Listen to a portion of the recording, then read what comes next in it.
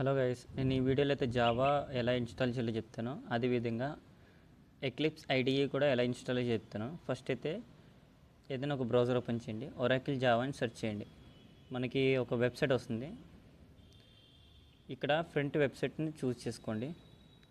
Open చేసిన తర్వాత అక్కడ డౌన్లోడ్ బటన్ మీద క్లిక్ చేయండి. కొంచెం స్క్రోల్ చేసి విండో ఆప్షన్ సెలెక్ట్ చేసుకోండి.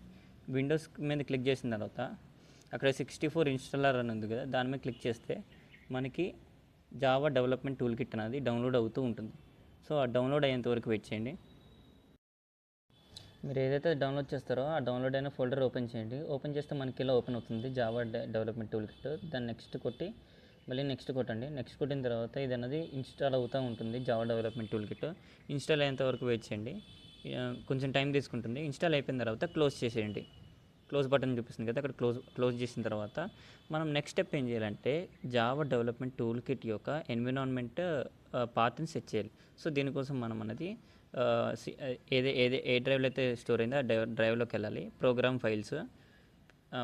ఫైల్స్లోకి వెళ్ళిన తర్వాత జావా ఎక్కడుందో చూడాలి. జావా క్లిక్ చేసిన తర్వాత వర్షన్లో బిన్ అన్న ఆప్షన్ని క్లిక్ చేసి అక్కడ పైన ఏదైతే పాత్ ఉందో ఆ పాత్ని కాపీ చేసుకోండి.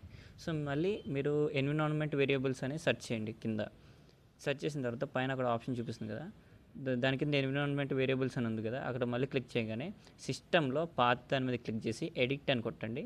న్యూ అని కొట్టిన తర్వాత అక్కడ పాత్ని కాపీ పేస్ట్ చేయండి. పేస్ట్ చేసిన తర్వాత నెక్స్ట్ ఓకే కొట్టేస్తే అయిపోతుంది. సో సేమ్ ఇక్కడ ఏదైతే చేశానో అదే ప్రొసీజర్ ఫాలో అవ్వండి. సో మనం చెక్ చేసుకోవాలి జావా అన్నది కరెక్ట్గా ఇన్స్టాల్ అయ్యిందో లేదో. సో నేను కమెంట్ ప్రాంప్ట్ అన్నది ఓపెన్ చేస్తున్నాను. ఓపెన్ చేసిన తర్వాత జావా ఐఫన్ వర్షన్ అని టైప్ చేసి ఎంటర్ కొడతాను. ఎంటర్ కొడితే మనకి ఏముంటుంది, ఇక్కడ చూడండి మనకి జావా ఏదైతే వర్షన్ ఉందో ఆ వర్షన్ అనేది మనకి డిస్ప్లే అయిపోయింది. సో మనం కరెక్ట్గా చేసాం. ఇక్కడ వరకు అయితే మనం ప్రొసీజర్ కరెక్ట్గా చేసాం. ఇప్పుడు జావా కోడ్ని ఎగ్జిక్యూట్ చేయాలంటే మనం ఒక ఐడిఏ అన్నది అవసరం అనమాట. సో దానికోసం మనం ఎక్లిప్స్ అనేది చూస్ చేసుకుంటున్నాను నేనైతే పర్సనల్గా. మీ ఇష్టం, మీరైతే వేరే చూస్ చేసుకోవచ్చు. ఫస్ట్ ఎక్లిప్స్ అని సెర్చ్ చేయండి. సెర్చ్ చేసిన తర్వాత ఫస్ట్ వెబ్సైట్లోకి వెళ్ళండి. వెబ్సైట్ ఓపెన్ అయిన తర్వాత అక్కడ డౌన్లోడ్ బటన్ మీద క్లిక్ చేయండి. కొంచెం కిందకి క్లిక్ చేసిన తర్వాత కొంచెం కిందకి స్క్రోల్ చేసి అక్కడ ఎక్లిప్స్ అనేది కదా, దాని మీద క్లిక్ చేయండి. డౌన్లోడ్ బటన్ మీద క్లిక్ చేస్తే మనకి డౌన్లోడ్ అనేది అవుతుంది ఎక్లిప్స్ అనేది. సో వెయిట్ చేయండి, అది కొంచెం ల్యాగ్ ఉంది, నెట్ స్లో ఉంది అనుకుంటా నాకు. సో డౌన్లోడ్ మీద మళ్ళీ క్లిక్ చేశాను. సో మనకి ఎక్లిప్స్ ఐడిఈ అన్నది డౌన్లోడ్ అవుతుంది. సో డౌన్లోడ్ అయ్యేంత వరకు వెయిట్ చేయండి. డౌన్లోడ్ అయిన తర్వాత ఆ ఫోల్డర్ని ఏదైతే డౌన్లోడ్ అయిందో ఆ ఫోల్డర్ని ఓపెన్ చేయండి. సో నాకు డౌన్లోడ్ అయితే అయిపోయింది. నేను మధ్యలో క్లిప్స్ కట్ చేశాను, వీడియో మొత్తం లెంత్ అవుతుందని. సో మీరేమనుకోకండి. సో నాకైతే ఎక్లిప్స్ ఐడిఈ డౌన్లోడ్ అయిపోయింది. నేను ఫోల్డర్ కూడా ఓపెన్ చేశాను. సో ఫోల్డర్ ఓపెన్ చేశాను, కొంచెం వెయిట్ చేయండి. ఇట్లా ఇది ఎక్లిప్స్ ఇన్స్టాలర్ అనమాట. ఇందులో మనం ఎక్లిప్స్ ఐడిని ఇన్స్టాల్ చేయొచ్చు. మనకి నెంబర్ ఆఫ్ ఆప్షన్స్ చూపిస్తుంది ఈ ఎక్లిప్స్ ఇన్స్టాలర్లో. సో మీరు ప్రిఫర్ చేసి మీకు ఏదైతే కావాలనుకో మీరు సెలెక్ట్ చేసుకోవచ్చు. కాకపోతే నేను జావా కోసం ఎక్లిప్స్ ఇన్స్టాలర్ యూస్ చేస్తున్నాను కాబట్టి eclipse IDE for Java developers అని ఉంది, దాని మీద క్లిక్ చేసి నేను ఇన్స్టాల్ మీద క్లిక్ చేస్తాను. సో మీరు పాత ఏమైనా చేంజ్ చేసుకోవాలనుకుంటే పైన పాత చేంజ్ చేసుకోవచ్చు. కాకపోతే నాకేం అవసరం లేదు, డిఫాల్ట్ ఉంచేస్తున్నాను. సో ఇన్స్టాల్ మీద క్లిక్ చేసి నేను యాక్సెప్ట్ టర్మ్స్ అండ్ కండిషన్స్ అన్ని యాక్సెప్ట్ చేసిన తర్వాత మనకి ఇన్స్టాలేషన్ అనేది ప్రాసెస్ అవుతుంది. సో కొంచెం సేపు వెయిట్ చేయండి. అయిపోయిన తర్వాత నేను లాంచ్ మీద క్లిక్ చేస్తాను. ఇప్పుడు లాంచ్ మీద క్లిక్ చేసిన తర్వాత మనకి ఏదైతే ఎక్లిప్స్ ఏదైతే ఇన్స్టాల్ అయిందో ఐడిఈ అనేది ఓపెన్ అవుతుంది. సో కొంచెం వెయిట్ చేయండి, లోడ్ అవుతుంది. సో ఇదన్నమాట ఎక్లిప్స్ ఐడిఈ అన్నది. సో ఫస్ట్ మనకి ఇట్లా వచ్చి మెయిన్ ఎక్లిప్స్ ఐడిఈ అనేది ఓపెన్ అవుతుంది. సో ఇక్కడ పాత్ అని అడిగింది. పాత్ అనేది ఇది ఏంటంటే మనం ఏదైతే కోడ్ రాస్తామో కోడ్ అనేది ఈ పర్టికులర్ పాత్లో స్టోర్ అవుతుంది.